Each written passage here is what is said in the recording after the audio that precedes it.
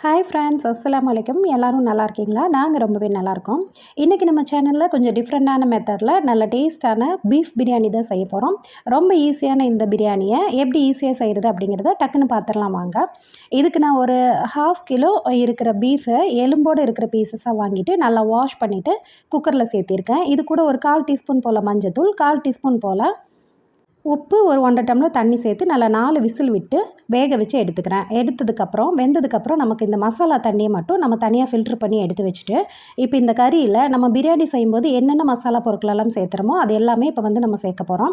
நான் இன்றைக்கி 1/2 கிலோ தான் அரிசி எடுத்திருக்கேன். ஸோ அதுக்கு தகுந்த மாதிரி ஒரு 4 டேபிள் ஸ்பூன் போல் தயிர், அப்புறம் ஹோல் கரம் மசாலா, பட்டை, கிராம்பு, ஏலக்காய் இருக்குது இல்லைங்களா, அது 3 டேபிள் ஸ்பூன் போல் இஞ்சி பூண்டு பேஸ்ட்டு, ஒரு டேபிள் ஸ்பூன் போல் உப்பு வந்து உங்களுக்கு கரெக்டாக இருக்கும். பத்தலைன்னா அப்புறமா சேர்த்திக்கோங்க.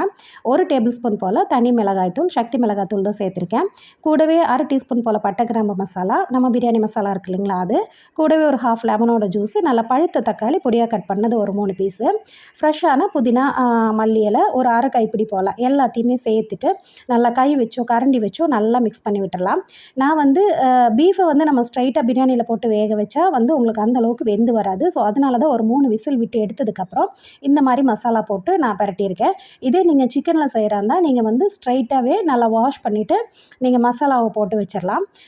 இது வந்து நான் வந்து சஹருக்கு ரெடி பண்ணுறதுனால நைட்டே வந்து நான் இந்த மசாலா எல்லாத்தையுமே போட்டு ரெடி பண்ணி வச்சுட்டு சஹர் டயத்தில் ஒரு 1/2 அன் ஹவருக்கு முன்னாடி எழுந்திரிச்சா நமக்கு வந்து பிரியாணி ஜஸ்ட்டு தாளிக்கிறது மட்டும்தான் இருக்கும். இப்போ சஹருக்கு மட்டும் ரெடி பண்ணுறவங்க மட்டும் இல்லை, இப்போ வெளியில் நம்ம எங்கேயாவது போயிட்டு வந்துட்டு நம்ம உடனே நம்ம பிரியாணி செய்யணுன்னா கூட இந்த மாதிரி மசாலா ரெடி பண்ணி வச்சுட்டு ஃப்ரிட்ஜில் வச்சுட்டு போயிட்டு வந்ததுக்கப்புறம் கூட ரெடி பண்ணிக்கலாம். இப்போ நான் வந்து குக்கர் வச்சுட்டு அதில் ஒரு 4 to 5 table spoon oil plus கொஞ்சம் நெய்யும் சேர்த்து ஒரு 3 பெரிய வெங்காயம் நல்லா ஸ்லைஸ் பண்ணி வச்சுருக்கேன். அதை நல்லா உள்ளே சேர்த்துட்டு நல்லா இந்த அளவுக்கு கலர் சேஞ்ச் ஆகிற வரைக்கும் நல்லாவே நான் ஃப்ரை பண்ணி எடுத்துக்கிறேன். இந்த அளவுக்கு கலர் சேஞ்ச் ஆனால் தான் உங்களுக்கு வந்து பிரியாணி நல்லா கலர்ஃபுல்லாக இருக்கும். எந்த கலர் பவுடரும் சேர்க்க வேண்டிய அவசியம் இல்லை. வெங்காயம் நல்லா வதங்கி வந்ததுக்கப்புறம் நான் வந்து இது கூட ஒரு 2 பச்சை மிளகாய் மட்டும் சேர்த்திருக்கேன். அது வந்து வீடியோ எடுக்கும்போது ஸ்கிப் ஆகிருக்கு. ஸோ கண்டிப்பாக நீங்கள் பச்சை மிளகாய் சேர்த்துக்கோங்க, அப்போ தான் ஃப்ளேவர் நல்லாயிருக்கும். சேர்த்துட்டு நம்ம மசாலா வச்சுருக்கோம் இல்லைங்களா, மசாலா கறியோடு சேர்த்து மிக்ஸ் பண்ணி ஊற வச்சுருக்கோம் இல்லைங்களா, அதை உள்ளே சேர்த்துட்டு ஒரு 5 to 10 மினிட்ஸ் மீடியம் ஃப்ளேமில் நல்லா வச்சு வதக்கி விட்டுருங்க.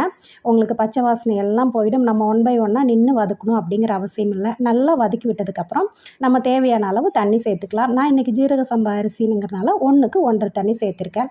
சேர்த்துட்டு தண்ணி நல்லா கொதி வரும்போது நான் ஒரு 1/2 மணிக்கூர் போல் ஜீரக சம்பா அரிசியை நல்லா ஊற வச்சு எடுத்து வச்சுருந்தேன். தண்ணியை நல்லா வடிச்சிட்டு நம்ம வந்து அரிசியை உள்ளே சேர்த்திடலாம். சேர்த்துட்டு நல்லா ஒரு மிக்ஸ் பண்ணி விட்டுருங்க. மிக்ஸ் பண்ணிவிட்டு தண்ணி உங்களுக்கு கொதிக்க ஆரம்பிக்கும் போது நீங்கள் வந்து ஒரு ஸ்பூனோ கரண்டியோ வச்சு உப்பு காரம் செக் பண்ணிவிடுங்க. உப்பு பத்தலைன்னா காரம் பத்தலைன்னு சேர்த்துக்கோங்க. புளிப்பு உங்களுக்கு கரெக்டாக இருக்கும். சப்போஸ் பத்தலைன்னா கொஞ்சமாக லெமன் ஜூஸ் சேர்த்துக்கலாம். உங்களுக்கு டேஸ்ட் வந்து எப்பவும் வைக்கிற பிரியாணியை விட நல்லாவே டேஸ்ட் ரொம்ப சூப்பராக இருக்கும். இப்போ இந்த அளவுக்கு தண்ணியும் அரிசியும் நல்லா திரண்டு வரும்போது நம்ம குக்கர் மூடி போட்டு நல்லா லோ ஃப்ளேமில் வச்சுட்டு மேலே விசில் போட்டுடலாம். ஒரு 10 நிமிஷத்துக்கு விட்டுருங்க. அதுக்கப்புறம் ஸ்டவ் ஆஃப் பண்ணிவிட்டு 10 நிமிஷம் கழிச்சதுக்கப்புறம் நீங்கள் குக்கர் ஓப்பன் பண்ணிங்கன்னா நல்லா இந்த அளவுக்கு பொலன்னு உங்களுக்கு நல்ல வாசனையோட பீஃப் பிரியாணி சூப்பராக ரெடி ஆகிருக்கும்.